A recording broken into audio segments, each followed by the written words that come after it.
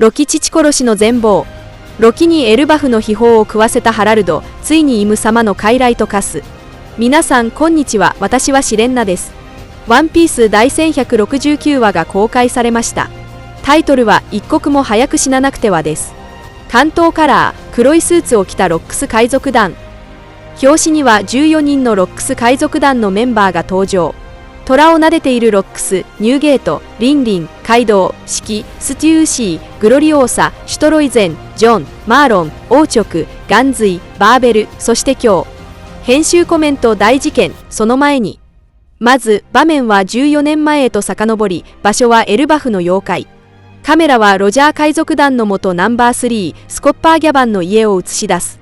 若き日のシャンクスがギャバンと会話をしているが、その話題は非常に衝撃的だ。シャンクスは信じられないといった様子で驚愕する。ロジャー船長に息子がいるのか？どうやらそうらしい。ガープに会ってな、そう言ってた。よく生き延びたな、海軍の手から。そうか、じゃあ、俺の弟みてえなもんだな。背景で床に座っているギャバンが温情を込めて答える。確かに。お前とバギーは俺たちの息子だからな。ロジャー船長の血を引いて。じゃあ、次世代の海賊王はそいつかな。ページの右下にはギャバンの大アップ。サングラスをかけた彼は非常に知的で落ち着いた様子だ。彼はシャンクスの決闘論に対して反論する。世襲じゃねえんだぞ。期待されたものは意外と天下を取らねえもんだ。左下、これを聞いたシャンクスが問い返す。そういうもんか？背景からドサッという着地音が響き、ギャバンが豪快に笑う。その方が世界は面白いって話よ。わはは。同時刻、場所は不吉と形容されるアウルスト城へと移る。ドガハハハハ。うわ、ロキ。いや、ロキ王子がご機嫌なされた。ヤルル様もお月に。カメラは城内の王の広間の入り口へ。空気は一瞬にして重く、不気味なものに変わる。王の広間では国王ハラルドが鋭い刃を手にし、足元にはすでに一人の衛兵が倒れているようだ。なぜそんなことを、国王様。こいつはあなたの言う通り、鎖で縛ろうと。なぜ兵を切った？俺は。なぜか体が動いた、あいつの命令のため？邪魔する者は消すのか？戦士の軍団を編成せよ。国王ハラルドの心の葛藤に焦点が当たる。彼は油汗を流し、その瞳には自分の肉体を制御できなくなった恐怖が宿っている。鼓動はドクンドクンと鳴り響き、心の中で絶望的に叫ぶ。命令に逆らえない。俺の考えも変わるのか？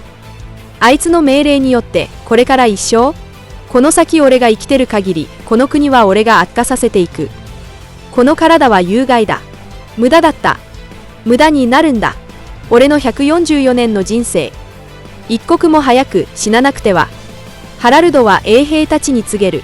お前たち、私を殺せ。兵士たちは全く理解できず、困惑の声を上げる。エルバフを奴隷にされてたまるか。急げ。すべてを乗っ取られる前に。忠誠心の強い衛兵は明らかに状況が飲み込めず、驚愕して問う。国王、何を？だが悲鳴とともに、国王はすでに制御を失い手を出してしまったようだ。この混乱の最中に、ロキとヤルルが到着する。彼は目の前で起きている事態を全く把握していない。おい親父、帰。兵士たちが国王を包囲している光景を見て、ロキは理解が追いつかず大喝する。何やってんだ、お前ら。ハラルド？なんてことだ、本当に不死身だ。ハラルドの傷口と剣の柄を握る手のアップ。骨が鳴るパキパキという音とともに、彼は驚愕しながら気づく。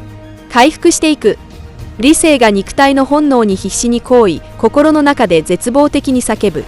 やめろ。これ以上人を傷つけないため、ハラルドは残された最後の理性で兵士たちに叫ぶ。逃げろ、お前たち。だが警告は遅すぎた。凄まじい悲鳴、うわーとともに、ハラルドの体は制御不能なまま致命的な一撃を放つ。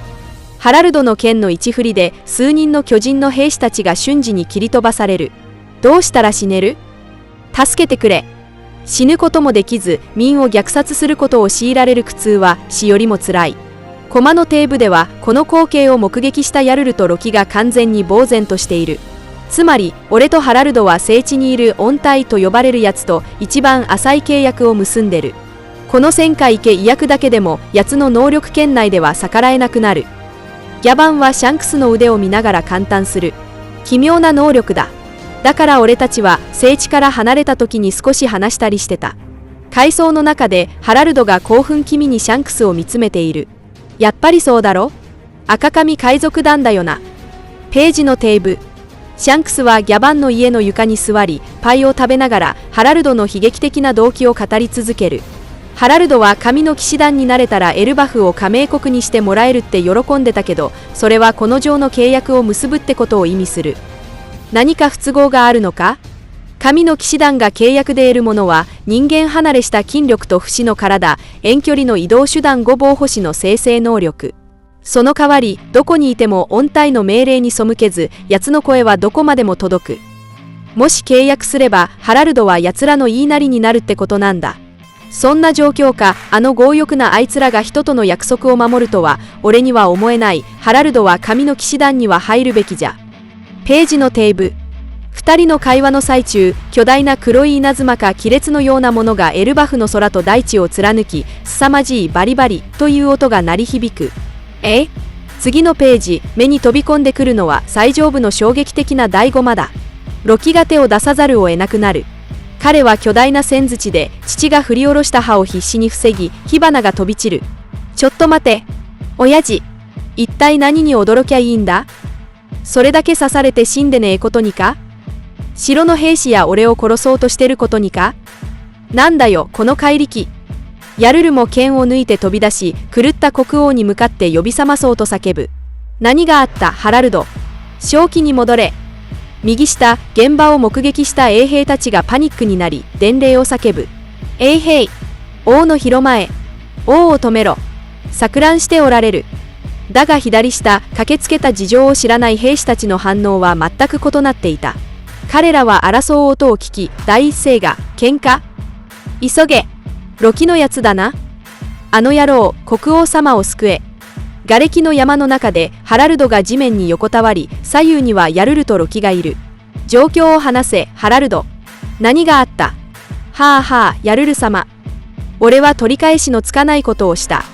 愛弟子のこの言葉を聞き、ヤルルは衝撃を受けた表情を見せる。俺はこれから本当に正気じゃなくなる。最後の理性を振り絞り、彼は驚愕する息子のロキに顔を向け、断固たる命令を下す。いいか、ロキ、私の言う通りにしろ。この城で起きたことをありのままエルバフの民に伝えろ。俺が兵士たちを殺したと。そもそも俺は世界政府加盟を大義名分に汚れた仕事をいくつもしてきた。ハラルドは瓦礫の中に横たわっている。その体躯は依然として巨大だが、今の彼は後悔と無力感に満ちている。しまいには騙され、このざまだ。エルバフの国民を戦闘奴隷として政府に引き渡そうとしている。父のこの言葉を聞き、ロキは完全に困惑し、信じられないといった様子で叫ぶ。何言ってんだ、騙された？奴らはもとより私の希望を飲む気などなかった。衛兵たちも驚愕のあまり言葉を失う。国王様、ヤルル様、ロキにエルバフの秘宝を食わせてくれ。なんじゃと？神の力を得た私には誰も勝てやしない。エルバフが政府の奴隷になるなど、私の夢の真逆じゃないか。だから、このエルバフの歴史上最悪の王を。ハラルドは躊躇するロキに向かって怒鳴り、最後の任務を下す。お前が殺し、王座につけ。ロキ、俺がいかに愚かな王だったか。国民に伝え。俺を殺して名を上げろ。死んだ後の私の評判などどうだっていい。大切なのはエルバフの未来だ、そうだろう？ロキは目の前で起きている父の異変に大きな衝撃を受け、震えながらつぶやく。あんた、どこまで？そしてロキの目の前で、パキパキ、という音とともに、ハラルドの体が回復していく。頼んだぞ、ロキ。お前にしかできない。カメラが引き、アウルスト城の前景を映し出す。凄まじく、非人間的な悲鳴、わーあーが空に響き渡る。次のページ、完全に制御を失ったハラルドが巨剣を振り回し、悲痛なギャーとともに忠実な衛兵たちを野菜か何かのように切り飛ばす。これは戦闘ではなく一方的な虐殺だ。今の彼はもはや国を守る王ではなく、ただ破壊をまき散らす怪物に過ぎない。城内に罪人がいるか？国王、扉を封鎖せよ。は直ちに。ついに兵士が手を出す。鋭い刃がハラルドの体に深く突き刺さり、鮮血が飛び散る。兵士は憤怒の方向を上げる。よくもみんなを、あんた、もうハラルド王じゃない。だが、刺されたハラルドは怒るどころか、不気味なほど冷静だ。パキパキという異音とともに彼は認める。ハラルドだとも、ただし今は音体の進化。画面はハラルドの巨大な背中を映す。数人の兵士が彼の一撃で吹き飛ばされたばかりで、瓦礫と煙の中で悲鳴を上げながら宙を待っている。誰一人逃がさんぞ、この城で起きたことは口外させん。重傷を負った巨人の兵士が地面に倒れ、最後の一振りで仲間に叫ぶ。みんな逃げろ。その顔は血にまみれ、絶望に満ちている。直後、ハラルドの巨大なブーツが重いガシャという音を立て、兵士の頭を無慈悲に踏みつける。捧げるんだ、この国をイム様に。血まみれで焦燥しきったヤルルが必死に急かす。急げ、ロキ。ロキは巨大な千槌を担いで走っている。その顔には理解不能な不満が浮かんでいる。走りながらブツブツと愚痴をこぼす。なんで俺がそんな悪魔の実食わなきゃならねえんだ。泳げなくなるだろ。親父、マジで人格変わりやがった。クーナーロキ。あの実は私のものだ。お前が食えっつったんだろ。次のページ、ヤルルがハラルドを背後から吸収し、剣でハラルドの心臓を貫く。己が食えば世界が終わってしまうわ。ハラルド。ロキ。な。ハラルドにゃあ絶対渡すな。ハラルドは残酷にも剣でヤルル長老の頭部を貫く。鮮血が飛び散り、ヤルル長老は仰向けに倒れる。その光景は衝撃に満ちている。周囲の者たちが悲痛な叫びを上げる。ヤルル様。返すよヤルル、昔あんたにもらった名剣だ。俺は実を食ってテトライを手に入れる。ハラルドは容赦なく爆発と煙の中を進み続ける。彼は断固とした狂気じみた口調で宣言する。私はしない。遠くからロキの団長の思いの叫びが聞こえる。おわあ。ここで戦場に乱入した2人の馴染み深い顔が現れる。上がギャバン、下が若き日の赤髪のシャンクス。2人はハラルドを攻撃し、ハラルドは地面に叩きつけられる。ギャバンか。ヤルル。お前、なんてことに。兜のおかげで助かった。ハラルドを止めてくれ、ロキを追わせるな。どう見ても最悪のシナリオだろう。ハラルド、周りをよく見ろ。目を覚ませ。ハラルドはうなだれ、その体からパキパキという異音が響く。その顔にはどこか不気味な表情が浮かんでいる。シャンクス、いいもんだぞ、不死身の体。生物として優越感を感じる。若き日のシャンクスのアップ。彼は油汗を流し、その瞳には凝縮された悔しさが宿っている。歯を食いしばりながら自問自答する。クソ、なんとか命令を解けねえのか。ガシャンという轟音とともに閉ざされていた大門がこじ開けられ、重い錠前と鎖が断ち切られて地面に落ちる。扉が荒々しく開け放たれ、ロキは荒い息を吐きながら宝物庫へと飛び込む。これがエルバフに伝わる禁断の悪魔の実。カタカタ。突如、テトライが自ら宙を舞い、ゲッゲッゲッゲという笑い声を上げ、真下のロキに向かって振り下ろされる。ロキは驚愕して仰ぎ見、この命を奪わんとする千槌を前に、絶望の中で叫ぶ。うわぁ。誰だ？編集コメント9集。以上が今回の動画の内容です。最後までご視聴いただき、本当にありがとうございます。もし、ワンピース漫画の熱心なファンであれば、ぜひ私のチャンネルを登録してください。皆さんの応援が私の動画制作の最大の原動力です。それではまた次回をお会いしましょう。